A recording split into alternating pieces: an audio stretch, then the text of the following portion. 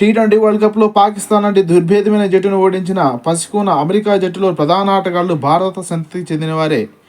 పాకిస్తాన్పై కీలకమైన అర్ధ సెంచరీతో మ్యాన్ ఆఫ్ ద మ్యాచ్ నిలిచిన యూఎస్ఏ కెప్టెన్ మయాంక్ పటేల్ పుట్టింది అహ్మదాబాద్లోనే.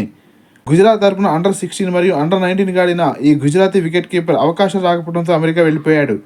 2010లో గ్రీన్ కార్డు పొందిన మయాంక్ పటేల్ ఇన్నింగ్స్ నిర్మించడంలోనూ, అవసరమైనప్పుడు గేర్లు మార్చి స్కోర్ బోర్డును పరిగెత్తించడంలో పట్టు సాధించాడు. మరొక ప్లేయర్ నితీష్ కుమార్ పాకిస్తాన్తో జరిగిన మ్యాచ్లో కీలక మలుపు తిప్పి చివరి బంతికి 5 పరుగులు అవసరమైన సమయంలో 4 కొట్టి మ్యాచ్ను యూఎస్ నుంచి చేజారిపోకుండా సూపర్ ఓవర్కు తీసుకెళ్లడంలో నితీష్ యొక్క పేరు మారుమోగిపోతుంది. నితీష్ 16 సంవత్సరాల వయసులో 2011లో కెనడా దేశానికి ఆడిన అత్యంత పిన్న వయస్కుడిగా రికార్డు సృష్టించాడు. కరోనాలో లాక్డౌన్ కారణంగా అమెరికా వెళ్లిపోయి మంచి క్రికెటర్గా ఎదిగాడు.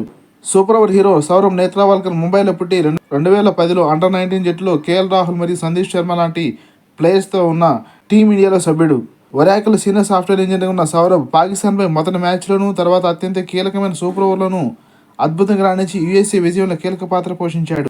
పాకిస్తాన్తో జరిగిన మ్యాచ్లో 3 వికెట్లు వేసి ప్రతిభ చూపించిన Nosthush Kenjige, spin allrounder Harmeet Singh, super ఓవర్లో ఇఫ్తికార్ ఇచ్చిన క్యాచ్ని ముందుకు డైవ్ చేస్తూ పట్టిన మిలింద్ కుమార్ మరియు బాబర్ అజమ్ వికెట్ తీసిన జస్దీప్ సింగ్ కూడా భారత సంతతి వారే.